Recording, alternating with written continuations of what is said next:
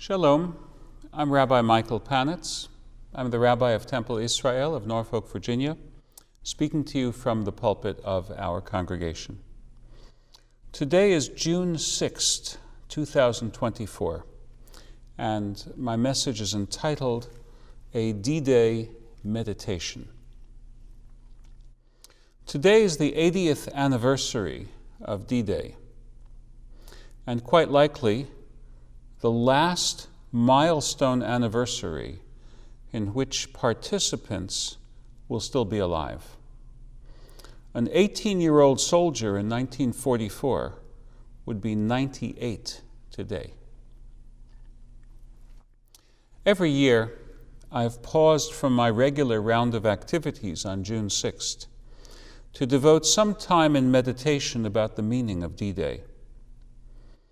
I'm of the generation of children of survivors of that moment. As a child, it was commonplace for my parents' circle of peers to include World War II veterans and those who aided them from the home front.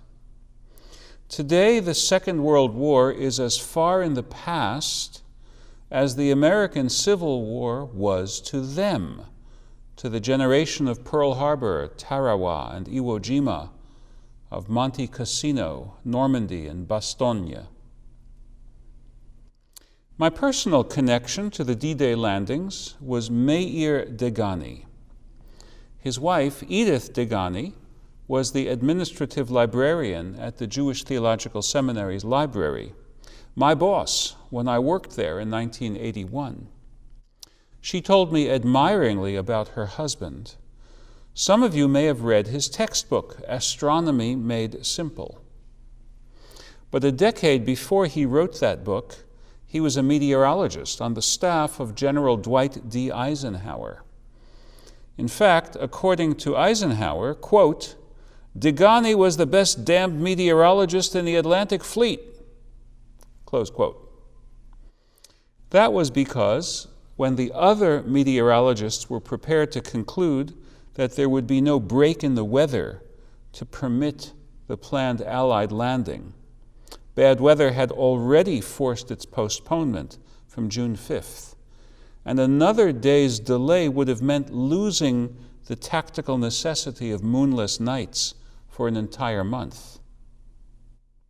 Degani scanned the same data and predicted that there would be a let-up in the weather sufficient for a landing early on June 6th. What did the successful landing in June mean as opposed to a month's delay?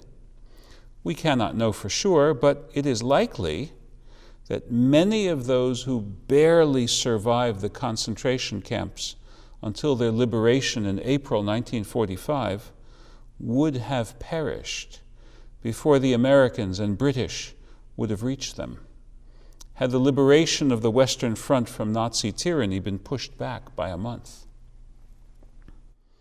This year, my thinking about the significance of D-Day may be encapsulated in the three images accompanying this meditation. First, the famous photograph of American soldiers leaving the landing craft and wading ashore onto the Normandy beaches in the face of murderous machine gun fire. We must appreciate the sacrifice. Quoting an encyclopedia article, a total of 4,414 Allied troops were killed on D-Day itself, including 2,501 Americans. More than 5,000 were wounded. In the ensuing Battle of Normandy, 73,000 Allied forces were killed and 153,000 wounded.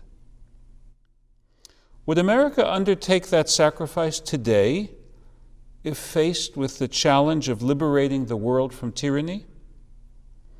I fear that Americans today are weakened by two contrary partisan currents. In one camp, some of our countrymen are in lockstep behind a leader who admires tyrants. And in the other camp, some of our fellow citizens are spellbound by the paradigm of Vietnam into thinking that there is no justification for opposing evil with force. As an American Jew, I cherish a particular supplemental meditation, illustrated by the second image, the grave marker of an American Jewish soldier killed in the Battle of Normandy. The battle to defeat Hitler and likewise Imperial Japan created an American society in which more of us were united than before. Among the 11 million G.I. Joes, sailors, Coast Guardsmen, Marines, and aviators in the various branches of the military were 550,000 G.I. Jews. Their parents may have been immigrants, only half at home in America, but the service and sacrifice of this 500,000 plus of our young adults made them full members of our burgeoning country. Today, that sense of shared American identity feels fragile.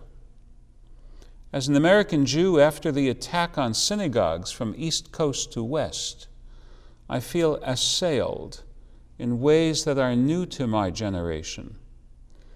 I must acknowledge that this sense of insecurity would be quite familiar to my grandparents. They fled pogroms. Now, they would be the first to tell me that things are not as bad here as they were in Tsarist Russia and anti-Semitic Romania. But they would also be the first to recognize that when things get worse, the Jew is often the canary in the coal mine. The third focus of my D-Day meditation is illustrated in the image of an American GI giving cigarettes to liberated concentration camp prisoners. We must cherish an awareness of the link between D-Day and liberation. No D-Day, no American or British liberation of the camps. No D-Day, and the downfall of Nazi Germany would have meant Soviet tyranny over all of Europe, not just its eastern half.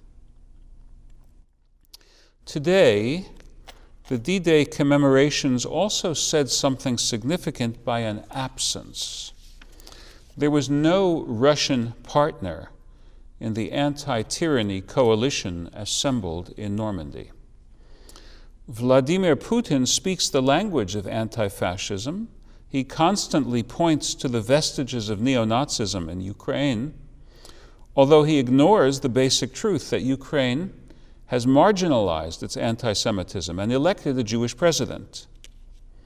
All in all, Putin's invasion of a country whose independence he does not respect feels uncomfortably like the Nazi dismemberment of Czechoslovakia in 1938. These D-Day commemorations had their festive as well as their solemn moments, with enactors driving around in 1940s vintage vehicles and sporting period uniforms. But I think of it as a time of solemnity, a time for recitation of memorial prayers, and a time for rededication of our own energies to keep alive the hope of the world that the original D-Day made possible. Amen.